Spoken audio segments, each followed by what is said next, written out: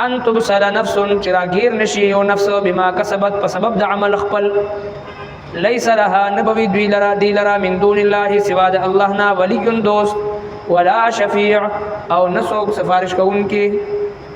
وان تعدل او جرمانه ورکوي كل عدل هر جرمانه لا يؤخذ منها نبشي غستلي داغنا اولئك الذين دا کسان دي دا کسان هغه دي وبصلوا چې غیر بشي بما کسبوا په سبب د خپل عملونو خپلو. سورة الأنعام آية نمبر 70. أعوذ بالله من الشيطان الرجيم. بسم الله الرحمن الرحيم. وذر الذين اتخذوا دينهم لعبا ولهوا وغرتهم الحياة الدنيا وذكر به أن تبصر نفس بما كسبت ليس لها من دون الله ولي ولا شفيع وإن تعدل كل عدل لا يؤخذ منها أولئك الذين أبصروا بما كسبوا لهم شراب من حميم وعذاب أليم بما كانوا يكفرون. صدق الله العظيم. مخکې آیتونو مبارکو کې الله جل شانه جناب نبی کریم صلی الله علیه وسلم او دغه ټولو مسلمانانو ته دا حکم فرمایل چې کله تاسو داسې مجلس او داسې محفل وګورئ چې پاغې کې زما د دین زما د احکامو هغې پورې خندا او تمسخر استهزاء کېږي نو تاسو هغه پرېږدئ هغې نه پاسې د هغې نه جدا شئ تر دې پورې چې هغوی بل مجلس اختیار کړي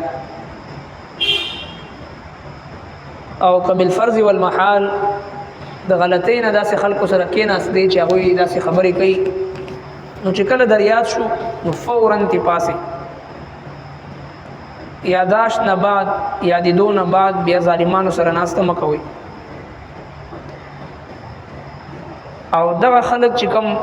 په داسې مجالسو کې داسې خبرې کوي د موحدین متقیان پرهیزګارو خلکو باندې د هغوی څه وبال نشته د هغوی وبال په هغوی باندې پخپله دی لیکن تاسو د قرآن کریم د آیتونو په ذریعه هغوی ته نصیحت کوئ چې دوی هم د دغه کفر نه او دغه استهزاء نه او د دین پورې د خندا نه دوی هم بچ نننی چې کوم آیت مبارکه ده په دې کې بیا الله تبارک وتعالی مؤمنانو ته حکم فرمایي چې پرېږدئ تاسو هغه کسان ستاسو د ایمانی غیرت تقاضا دا ده چې تاسو هغه خلک پرېږدئ چې کوم خلکو خپل دین ایمان هغه چې دی کھیل تماشا لوبې ټوکې او خندا او د دنیا په تکل کې د دنیا په خواهشاتو کې لګیا دی او دی دنیا عارضی ژوند دوی ته دوکه ورکړې ده بس ته دوی ته بیان کوه وعظ او نصیحت کوه دې دپاره چې دوی د خپلو اعمالو د بدو اعمالو د وجه نه چې راګیر نشي او د الله جل شانه نه سوا د دوی څوک سفارشي او شفاعت کوونکی نشته دی او کچری په ورځ د محشر دوی د ځان خلاصولو د پاره د ټول دنیا مال او دولت دا د جرمني په تور باندې ورکی خو بیا هم د دوی خلاصېدل نشته دی او دا هغه کسان دي چې غیر بشي د خپل عملونو د وجنه او بیا په جهنم کې دوی د پاره هغه سکاک دی سکل اوبو دی ګرمي شیدلی او عذاب دردناک دی د دوی د کفر په وجه باندې فرمایي وذر الذين او پرېږ دا کسان اتخذوا دینهم چې جوړ کړي د دین خپل لعبا لوبي ولهوا او مشغله وغرتهم الحیات الدنیا او دوکه کې چولې د دوی لرا ژوند د دنیا وذکر به او بیان کړ دوی ته ان تبصل نفس چې راګیر نشي یو نفس بما کسبت په سبب د عمل خپل ليس لها نبوي دوی لرا من دون الله سوا د الله نا ولی دوست ولا شفيع او نسوک سفارش کوونکی وان تعدل او جرمانه ورکوي كل عدل هر جرمانه لا يؤخذ منها نبشي غستلی داغنا اولئک الذین دا اغا کسان دی دا کسان هغه دی ابصلو چې غیر بشي بما کسبو په سبب د خپل عملونو خپلو لهم شراب دوی لرسخل دی من حمیم د ګرم اوبو وعذاب علیم او عذاب دردناک دی بما كانوا يكفرون په سبب د هغه چې دوی بکول نو ټول مؤمنانو ته دا حکم دی چې تاسو د ایمانی غیرت تقاضا دادا چې تاسو د هغه خلکو یارانه دوستانه تعلق مرګرتیا او صحبت مو اختیاروي چې کوم خلکو فکر آخرت نشتا کوم خلکو سره خوف خدا نشتا فکر آخرت نشتا او د مرګ نه بعد زندگی باندې دا غوي ایمان نشتا نو لہذا چې کله یو کس د داسې کس مرګرتیا اختیار کی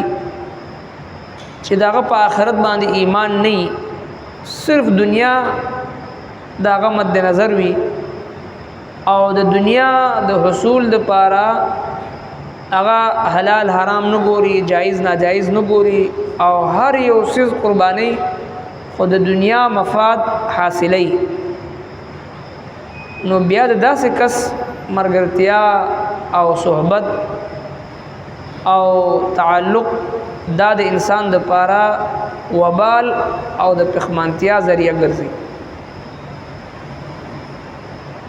ځکه چې انسان چې د چا په صحبت کې کینی د چا سره مرګرتیا کوي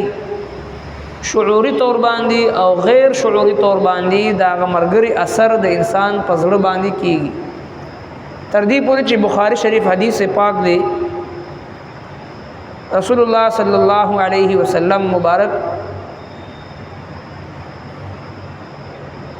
د هغه کس په باره کې چې هغه د ګډي بیزو سرون کی وی د ګډو بیزو سرون کی وی داغي په باره کې فرمایي چې دی دغه کس د زړه نه نرم وي او کم کس چې د اوخانو ساتون کی وی د اوخانو سرون کی وی هغه د زړه نه سخت وي بیا داغي وجه دا ذکر فرمایي چې دا ګډي بیزي چون کې دا نرم وي سل 200 500 600 دانی وی چې یو आवाज ورته وکړي یو طرف ته راته وشي نو چې کم کس دغه ګډي بیزو سره جون کوي هغه هم د ګډو بیزو هغه خصلت او عادت چې د دوی زړونو ترازی او دوی زړونو ورسره نرم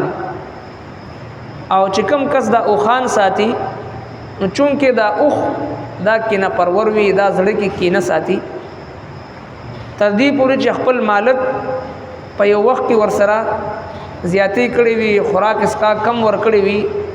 نو چې کله مکمل شي نو خپل د مالک گردن هغه کټکې هغه خوري هغه باندې حمله کوي نو لہذا نبی علیہ الصلوۃ والسلام مبارک بخاری شریف په دې حدیث پاک کې فرمای چې کم کس د اوخانو سرون کې وي نو داغه د اوخانو د صحبت د وجنا د اوخانو سره د رفاقت د وجنا د اوخانو سره نزدیک پاتې کېدو د وجنا د اوخانو د سنگدلی او د کلک زړه هغه اثر دا په انسان باندې کیږي نو چې کله د ګډو بيزو اثر کیږي د اوخانو اثر کیږي د نور زناورو اثر چې کم زناور ته انسان نزدیک پاتې کیږي داغه اثر د انسان په زړه باندې کیږي نو چې کله دو انسانان یوځای کې نی پاسي خوراک اسکاک کوي مرګرتیا کوي یوځای تجارت کوي یوځای تک را تک کوي نو د دوی اثر با سرنګینه کیږي لہذا نبی کریم صلی الله علیه وسلم مبارک فرمایي چې المرء علی دین خلیله هر کس د خپل د دوست په دین باندې وي بس تاسو وګورئ چې تاسو خپل ځان د پاره د څنګه دوست انتخاب کړی دی ځکه المرء مع من احب قیامت پورز باندې هر یو کس بعد هغه چا سره را پاسي پورز د محشر چې چا سره د مینوي چې چا سره د تعلق وي، چا سره د ناسته ولاړه وي. بیا علما د دې نیک محفل او نیک مرګري او نیک صحبت مثال د عطر دکان سره ورکوي چې سړی د عطر په دکان کې کینی او ماخام چې کله روزي نو په ځان باندې عطر اون لګي، بیا هم د بدن نه خوشبوزي دغه صحبت اثر وي. او د بد صحبت مثال د ګندګۍ د ډیران سره ورکوي چې سړی په ګنده ماحول کې په ګنده ځای کې ناسته وکړي، اگر چې ظاهري د په بدن باندې ګندګي اون لګي، خو بیا هم دغه د ګنده ځای د مجلس هغه اثر دا چې د بدن نه بدبوئی سره بدبوئی د بدن نزي. لہذا چې کله هم موږ تاسو د معاشري هغه طبقات سره هغه خلق سره ناسته وکړو چې کم الله ولا خلق وي، کوم ته قتل سره د الله یاد سړی ته تازه کیږي، فکر آخرت پیدا کیږي. قران کریم موږ تاسو ته بار بار د دې خبرې تعلیم راکړي چې هغه خلکو مجلس کې کینی چې کوم خلک د آخرت تذکرہ کوي، فکر آخرت ور سره وي، د محشر ذکر کوي، د مرګ تذکرہ کوي. داسې خلکو په مجلس کې مکه نه چې کوم خلک په آخرت باندې ایمان نوي، بعث بعد الموت باندې داغي ایمان نوي، او صرف د دنیا ژوند او د دنیا مال او دولت داغوی مد نظر وي. نو داسې خلک دا ستاسو د پاره د ایمان د نقصان او د زړه د کلکوالي د الله نه د لریوالي د دین نه د لریوالي سبب جوړي. لہذا په دې آیت نمبر 70 کې الله تبارک وتعالى بیا فرمایل چې پرې دې تاسو هغه خلک هغه سره ناسته ولاړه تعلق مساتئ چې کوم خلکو خپل دین ایمان چې د کھیل تماشا جوړ کړي دي، هغه پورې خندا کوي او د دنیا ژوند هغه له دوکه ور کړي دي او هغه چې په غفلت کې پراته دي. ورځ د محشر د دوی څوک سفارشي او شفاعت کوونکي به هیڅوک هم نه وي، دوی دپاره هغه ایښېدلي اوبه او د جهنم عذاب هغه دوی دپاره وي. ربنا تقبل منا إنك أنت السميع العليم وتب علينا إنك أنت التواب الرحيم برحمتك يا